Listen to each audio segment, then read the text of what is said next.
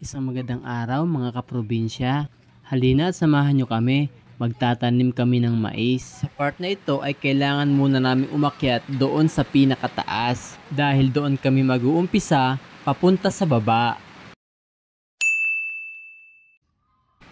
At nang makarating kami sa taas, mga kaprobinsya, ay sinimulan na namin ang pagtatanim. Oo nga pala, bago pala mag-umpisa ang pagtatanim ay meron pang mga bagay na dapat gawin.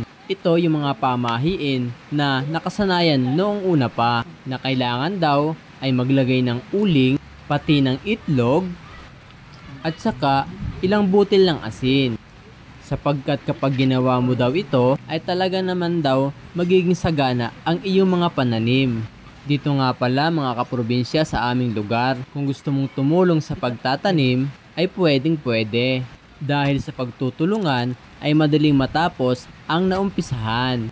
Sa bawat tusok nga pala mga kaprobinsya ay kailangan mong lagyan ng ilang butil na mais. Dapat sa pagkakataong ito ay wala ka dapat malipasan. Lahat ng butas ay dapat mong malagyan. Ang isang bagay, lalong-lalo na kung pinagtutulungan, ay madaling matapos at napakasayang gawin. Dito sa amin sa probinsya, huwag kang mahihiyang tumulong kung merong mga ganito. Dahil pagdating ng tamang panahon at namunga ang mga pananim, ay sabay-sabay nyo itong aanihin. At sa pagkakataong ito ay nagmadali na kami dahil nagbabadya na ang tila napakalakas na ulan. Pero ang ulan na ito ang siyang magiging dahilan para lalong mas maging malusog ang aming pananim. Ayun mga kaprobinsya, at natapos na rin kami magtanim ng mais. At inabot nga kami ng ulan.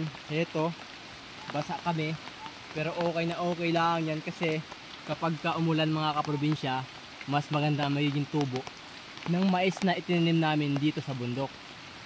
Finally mga kaprobinsya, natapos na rin tayo magtanim ng mais. Kaya magpapahulaw lang tayo ng ulan. Tapos, iinom naman tayo ng mura. Pero tila ayaw paawat ng ulan, kaya hindi na rin namin hinintay na tumigil pa ito. Volunteer nga pala ang misis ko na siya daw muna ang aakyat ng mura dahil hindi rin lang naman ito kataasan. Dito kami sa bukid, mapapabae o lalaki ay kayang-kayang umakyat ng puno ng niyog. At sa part na yan mga kaprobinsya ay natatawa talaga kami kasi tila ang nakuha namin ay hindi na pala buko. Ito na yung pwedeng-pwede mong gawing bukayo.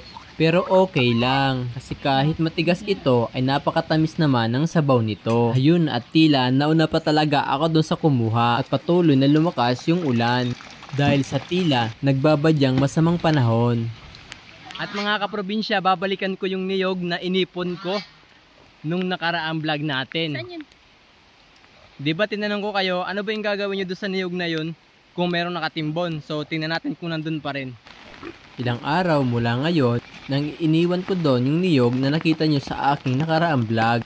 At nagulat ako mga kaprobinsya kasi pagdating ko sa lugar ay nawala na yung ating iniwang niyog. Natatandaan nyo mga kaprobinsya, nag-iwan tayo dito ng niyog. Pero binalikan ko, wala na. Nawala na yung niyog natin. At sa pagkakataon na yan mga kaprobinsya, ay medyo nilalamig na rin ako. At nadaanan ko itong kambing, mas nilalamig ko pala siya kaysa sa akin. At nadaanan muli namin itong puno ng bayabas na tila hindi talaga nauubusan ng bunga. Hitik na hitik sa mga bunga at talaga namang napakatamis nito. Dahil sa kagustuhan na maabot din yung nasa taas, ay inakyat na niya mismo yung puno ng bayabas. O paano mga kaprobinsya? Hanggang dito na lang. See you in my next vlog. Pa-share din naman ng video ko.